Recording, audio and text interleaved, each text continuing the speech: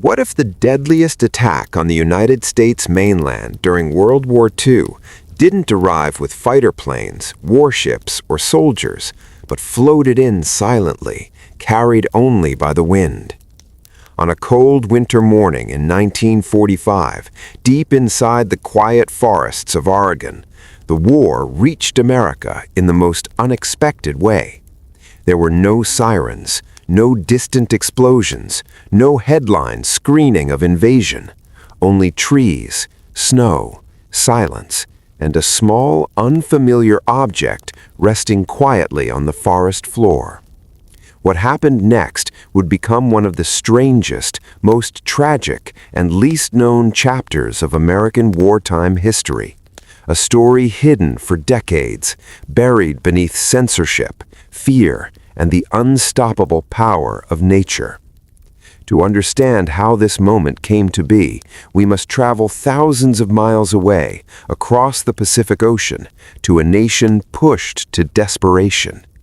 In 1942, Japan was losing momentum in the Pacific War.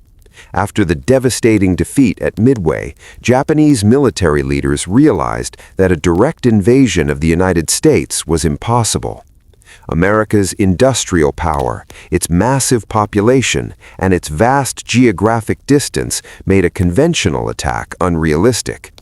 But Japanese strategists were not ready to accept defeat or irrelevance. They needed a weapon that could strike the American homeland without risking pilots, ships, or soldiers.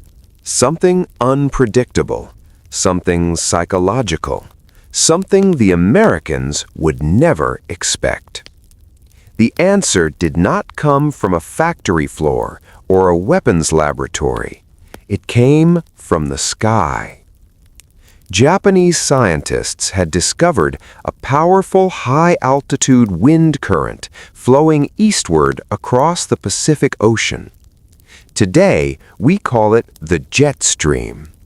This invisible river of air moved at astonishing speeds, sometimes over 200 miles per hour, capable of carrying objects from Japan to North America in just a few days.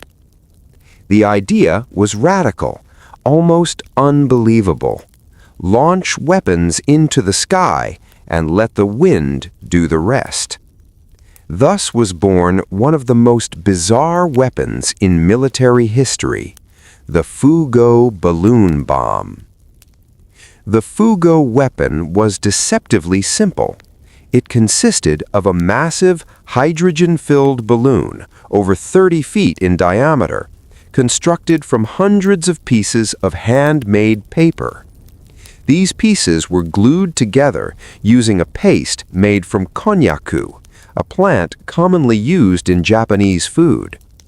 Suspended beneath the balloon was a complex system of sandbags, altitude control mechanisms, and explosive devices.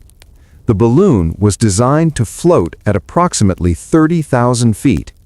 During the night, as it lost altitude, an automatic system would release sandbags, making the balloon lighter and pushing it upward again. During the day, sunlight heated the hydrogen, lifting the balloon once more. This delicate cycle allowed the balloon to travel thousands of miles across the Pacific Ocean. After roughly 3 days in the air, the final stage activated. The explosives detached and fell toward the ground, followed by a self-destruct charge that destroyed the balloon itself, leaving behind very little evidence. The goal was not the direct destruction of cities. Instead, these bombs were designed to ignite massive forest fires across the American West, especially during dry seasons. Japanese leaders hoped these fires would overwhelm firefighting resources, cripple timber industries, and spread fear among civilians, forcing the United States to divert attention and resources away from the Pacific Front.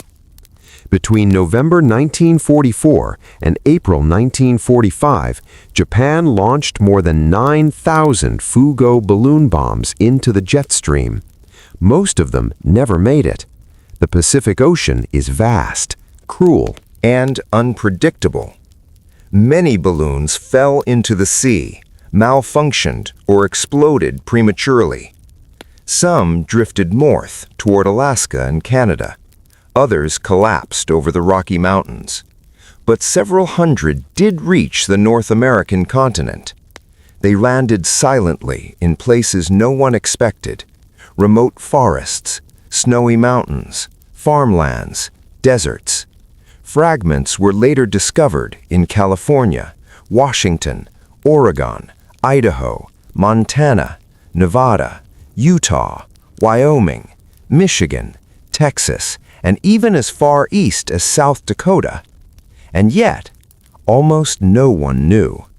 The United States government made a critical decision: total censorship.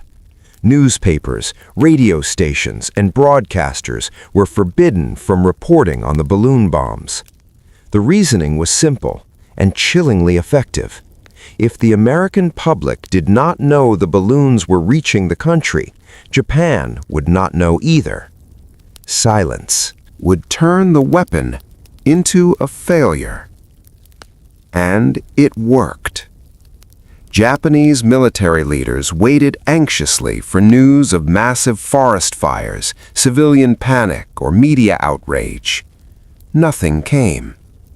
Believing the program had failed, Japan eventually abandoned it. But silence came at a terrible cost. On May 5, 1945, in the rural community of Bly, Oregon, a Sunday school teacher named Elsie Mitchell planned a small picnic in the forest.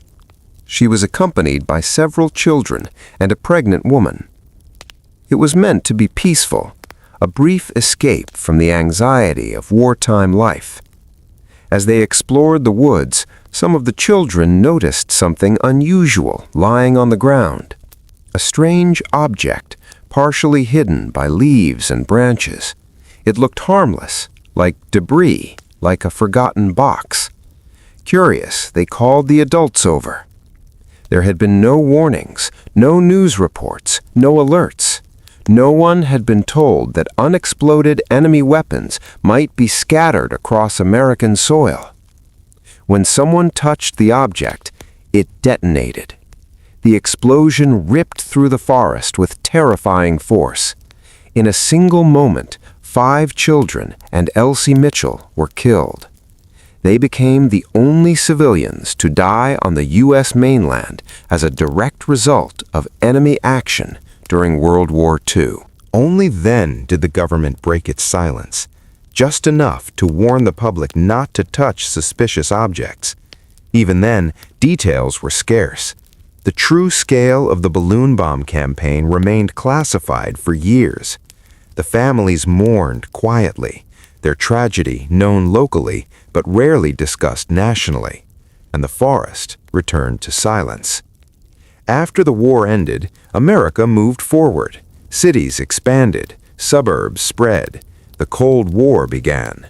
The balloon bombs faded into history, remembered only by a handful of historians, military analysts, and the families forever changed by them. Yet the legacy of Fugo never truly disappeared. In 1955, an unexploded bomb was discovered in California. In 1978, another surfaced in British Columbia. And in 2014, nearly 70 years after the war, a logging crew in Canada unearthed a live Fugo bomb, still dangerous, still lethal. The wind had preserved history. What makes the Fugo campaign so astonishing is not just its technical ingenuity, but its psychological impact. Japan launched one of the first intercontinental weapon systems in history, without missiles, without satellites, and without guidance systems. They weaponized nature itself. It was an early glimpse into a future where distance no longer guaranteed safety. Fugo became a precursor to modern asymmetrical warfare and long-range deterrence. It proved that an enemy could strike from afar, invisibly, unpredictably, and at minimal cost. Yet it also revealed the limits of such weapons. Without intelligence, without feedback, without control, even the most creative ideas can dissolve into silence. For the American public, this story raises unsettling questions. How many threats have passed unnoticed because silence was considered safer than truth?